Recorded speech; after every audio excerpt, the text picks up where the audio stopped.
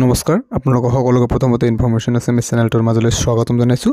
সব বন্ধুসকল এটা বহুতে ভাল খবৰ ইণ্ডিয়ান ৰেলৱেৰ ফালৰ পৰা ৰেলৱে প্ৰটেকশ্যন ফ'ৰ্চ অৰ্থাৎ RPF-ৰ ভেকেন্সি মুকলি কৰিছে আৰু ইয়াত কনষ্টেবল আৰু সাব ইন্সপেক্টৰৰ পোষ্ট মুকলি কৰিছে। গতিকে ইয়াতে কেনেকৈ সিলেকশ্যন প্ৰচেছ লোৱা হ'ব, কোনসকলে এপ্লাই কৰিব পাৰিব, সম্পূৰ্ণ ডিটেইলছ আপোনালোকৰ সৈতে আলোচনা কৰাৰ চেষ্টা কৰিম। ভিডিঅ'টো নিশ্চয়কৈ প্ৰথমৰ পৰা শেষলৈকে চাই থাকিব।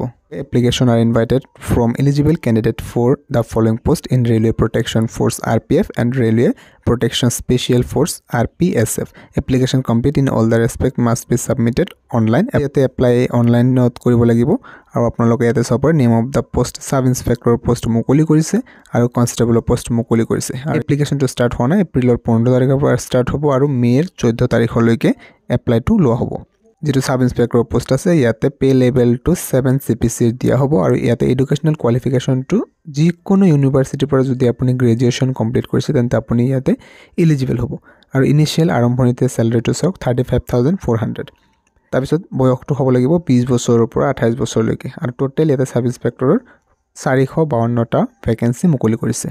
আৰু কনষ্টেবলৰ ক্ষেত্ৰত আপোনালোকৰ 10th পাছ হ'লে ইয়াতে এপ্লাই কৰিব পাৰিব। 10th pass or equivalent from recognised board or university government of India.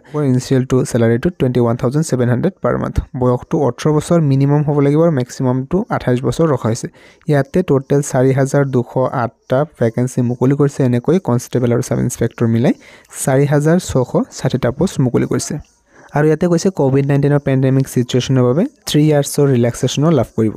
আৰু আপোনালোকৰ মেক্সিমাম এজটো ইয়াতে কাউণ্ট কৰা হ'ব 1 জুলাই 2024লৈকে। আৰু ইয়াতে কোৱা হৈছে কেণ্ডিডেটছ ৱেইটিং for results of prescribed educational qualification should not apply. যিসকলে কেণ্ডিডেটৰ ৰিজাল্ট এতিয়ালৈকে ঘোষণা কৰা নাই তেওঁলোকে ইয়াতে এপ্লাই কৰিব নোৱাৰিব। আৰু ইয়াতে চিলেকশ্যন প্ৰচেছৰ ক্ষেত্ৰত প্ৰথমতে আপোনালোকে চাওক যে mode of examination computer based test CBT test প্ৰথমতে লোৱা হ'ব।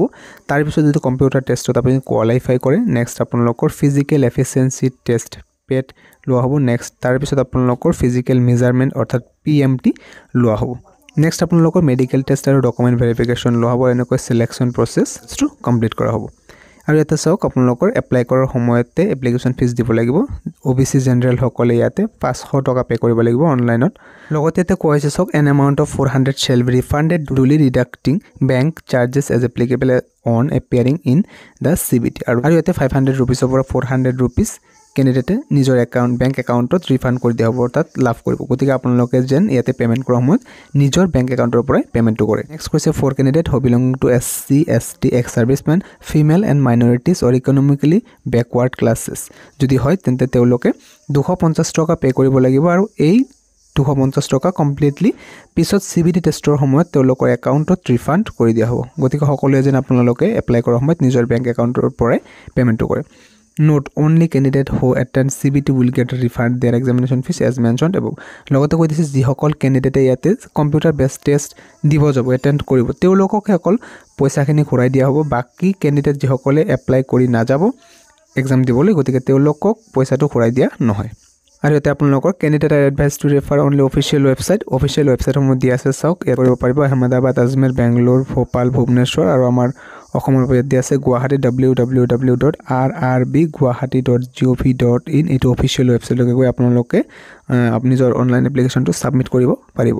আৰু এই সম্পৰ্কে ডিটেইল নটিফিকেশ্যনটো আপোনালোকে 15 এপ্ৰিল 2024ত লাভ কৰিব। আৰু যেতিয়া ইয়াৰ ডিটেইল নটিফিকেশ্যন আহে আপোনালোকক নিশ্চয়কৈ জনাই দিয়াৰ চেষ্টা কৰিম।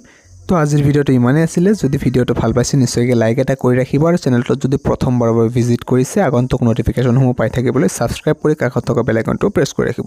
পুনৰবাৰ লগ পাম নতুন ভিডিঅ'টোৰ মাজলৈ। এতিয়ালৈ ইমান সামৰিছোঁ। ধন্যবাদ।